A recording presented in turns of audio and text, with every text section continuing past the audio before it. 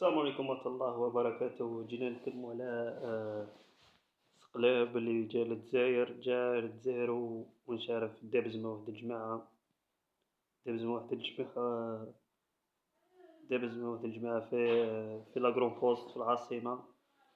هذو الجماعة باين بعثوهم الخونة اللي في الخارج، باين بعثوهم الفيديو. انا بالعاناني مريح هنايا قسما بالله باش يشوف اللايف ويعاود يدير كوراج ويجي. هاني مريح هنا، راني داير اللايف يا زلمه. انا والله غير راني مريح لهنا في حومتك نعقد عليك هنا في حومتك. شحال نتوما 5 ولا 6؟ انا وحدي.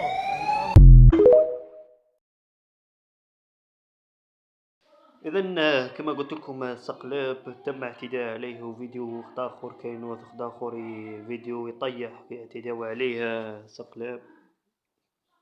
ضرب هذا الفوايو هذا الشباب فوايو باين بعثوهم الخونة في الخارج.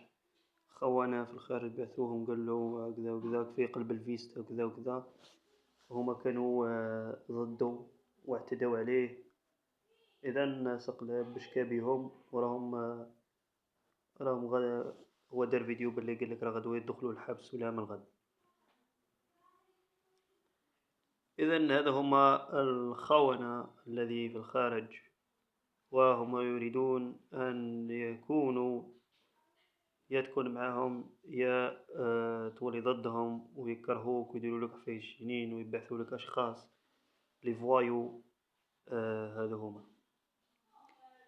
وأنا مستمر. أنا عندي معركة مع جميع الفئات، عندي معركة معهم قاع، وأنا مستعد للمعركة مادامني حي.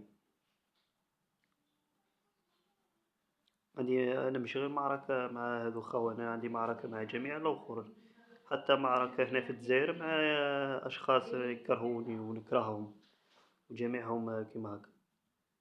ولهذا رانا يحوس علينا يلقانا بينه، وكل واحد حوس باللي بالعاني حوس أنه ينتقم على جل. هدرنا على الآخر في الفيسبوك أو في اليوتيوب، وهدرنا على شواكيرو غير ينسى الأمر، والله غير هدرنا اليوم وغدوة. والسلام عليكم ورحمة الله وبركاته.